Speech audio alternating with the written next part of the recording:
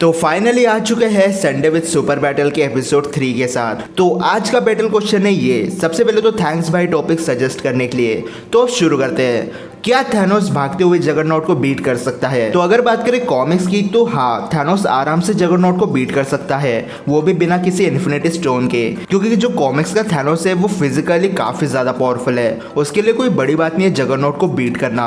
लेकिन जब बात आती है मूवीज की तो इसकी दो पॉसिबिलिटीज है, एक फिजिकल फाइट और दूसरा रनिंग जगरनॉट। अगर बात करें फिजिकल फाइट की तो हम यहाँ पर डेडपूल में दिखाए गए जगरनॉट को लेते हैं। इस वाले जगरनॉट ने डेडपूल के 2 टुकड़े कर दिए थे, कोलोसस को वर्प आउट किया, लेकिन थैनोस ने भी हल्क को बीट किया है, वो भी बिना किसी इन्फिनिटी स्टोन के, सिर्फ अपने फिजिकल ताकत से। तो अगर थैनोस हल्क को बीट कर सकता है तो बहुत ज़्यादा चांसेस है कि वो जगरनॉट को भी बीट कर दे। क्योंकि जो मूवीज़ का जगरनॉट है उसका पावर सोर्स साइटोरेक नहीं है, मूवीज़ का जगरनॉट एक एक्समैन है, तो उसके पावर और फिजिकल स्ट्रेंथ की एक लिमिट है। और अगर थैनोस अपने फाइटिंग टेक्निक को यूज़ कर ले तो वो जगरनॉट को आराम से बीट कर सकता है। लेकिन अगर बात करें रनिंग पॉसिबिलिटी की तो अगर जगरनॉट फर्स्ट टाइम में ही थैनोस को नॉकआउट करने में कामयाब ना हुआ तो फिर उसका बचना इम्पॉसिबल है। क्योंकि हो सकता है कि थैनोस कुछ समय के लिए जगरनॉट को ना रोक पाए। लेकिन हमें यह नहीं भूलना चाहिए कि थैनोस एक जीनियस है, थैनोस के पास हद से ज़्यादा फाइटिंग एक्सपीरियंस है। और अगर एक बार उसने कैलकुलेट कर लिया कि जगरनॉट को रोकने के लिए उसे कितनी फोर्स इंप्लीमेंट करनी पड़ेगी तो वो आराम से जगरनॉट को रोक सकता है। क्या एंड गेम वाला war machine Avengers age of Ultron वाले हल्क बस्टर को बीट कर सकता है या नहीं? तो देखो भाई, इसके चांसेस 50-50 है। क्योंकि हमें पता है हल्क बस्टर कितना ज़्यादा पावरफुल है, उसने हल्क की बैंड बजा के रख दी थी। लेकिन हमें ये नहीं पता कि एंड गेम वाला वॉर मशीन कितना ज़्यादा पावरफुल है। हाँ, ये हम सब ने देखा था कि वॉर मशीन की एंट्री काफ़ी ज़्यादा धमाकेदार हुई थी, लेकिन वो एक्शन में देखने मिला ही नहीं। एंट्री के बाद हमें वॉर मशीन देखने मिला सीधा आयरन मैन के पास, जब आयरन मैन अपने आखिरी सांसें गिन रहा था। तो अभी के लिए मुझे नहीं पता कि एंड गेम वाला वॉर मशीन कितना ज़्यादा पावरफुल है, इसलिए उसे हल्क बस्टर से कंपेयर करना फेयर फाइट नहीं होगी। क्या कैप्टन अमेरिका का सूट बुलेट प्रूफ है? तो अगर बात करें एमसीयू की तो यहाँ पर कैप्टन अमेरिका का जो सूट है वो काफ़ी टाइम चेंज हो चुका है। लेकिन अगर बात करें कैप्टन अमेरिका विंटर सोल्जर में दिखाए गए सूट की तो वो बुलेट प्रूफ नहीं था। जैसा कि हम देख सकते हैं बक्की ने आराम से 3 गोलियां कैप्टन अमेरिका को मार दिए थे।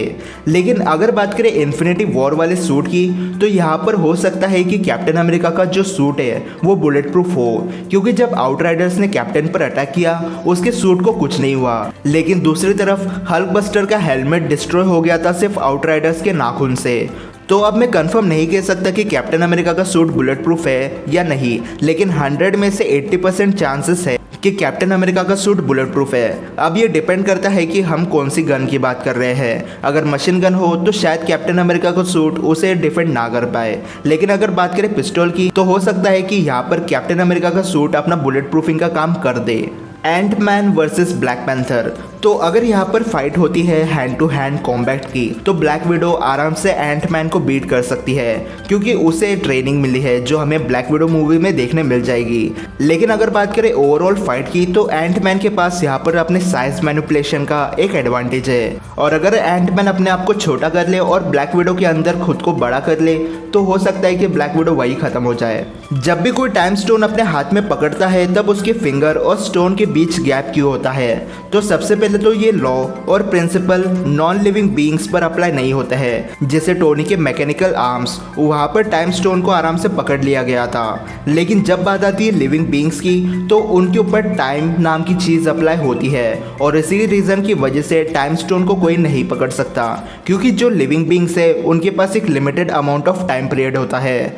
यूनिवर्स का कोई भी लिविंग बीइंग अपने खुद की ताकत से टाइम को नहीं पकड़ सकता, और टाइम स्टोन भी यही रिप्रेजेंट करता है। इसलिए टाइम स्टोन को पकड़ना किसी भी ह्यूमन के लिए इम्पॉसिबल है। लेकिन ऐसा नहीं है कि कोई भी लिविंग बीइंग टाइम स्टोन को अपने हाथों से नहीं पकड़ सकता। अगर वो ह्यूमन बीइंग टाइम के बियॉन्ड चला जाए या डेथ के बियॉन्ड चला जाए तो वो आराम से टाइम स्टोन को पकड़ सकता है, क्योंकि जो बंदा मर ही नहीं सकता उसके ऊपर टाइम भी अप्लाई नहीं होता है।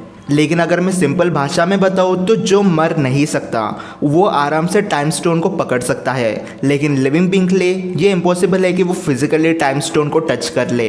डॉक्टर स्ट्रेंज की शील्ड कितनी ज़्यादा पावरफुल है? तो हम देख चुके हैं कि जब टोनी स्टार्क, स्पाइडरमैन और डॉक्टर स्ट्रेंज टाइटन पर जा रहे थे तब वो शिप कितनी ज़्यादा ज़ोर से ज़मीन पर क्रैश हुई थी, लेकिन डॉक्टर स्ट्रेंज की शील्ड ने उन तीनों को बचा लिया। डॉक्टर स्ट्रेंज की शील्ड ने बिना किसी प्रॉब्लम के थैनोस के ब्लैक होल को डिस्ट्रॉय करके रख दिया। और एवेंजर्स एंड गेम में लेवाइथन नॉकआउट हो गया था थैनोस के रेन फायर से, लेकिन वोंग की शील्ड इतनी कैपेबल थी कि वो उस ब्लास्ट को आराम से झेल ले। और अगर वोंग की शील्ड इतनी ज़्यादा कैपेबल है तो डॉक्टर स्ट्रेंज की भी शील्ड इतनी ज़्यादा पावरफुल हो सकती है। लेकिन ये थी आज की संडे विद सुपर बैटल। अब अगर आपके संडे विद सुपर बैटल के लिए कोई क्वेश्चंस हो तो आप कमेंट्स में ज़रूर बताना, और ये भी बताना कि आपको वीडियो कैसे लगी। तो मैं मिलता हूँ आपसे अगली वीडियो में, तब तक गुड बाय। और अगर आपने सब्सक्राइब नहीं किया तो वो भी कर देना।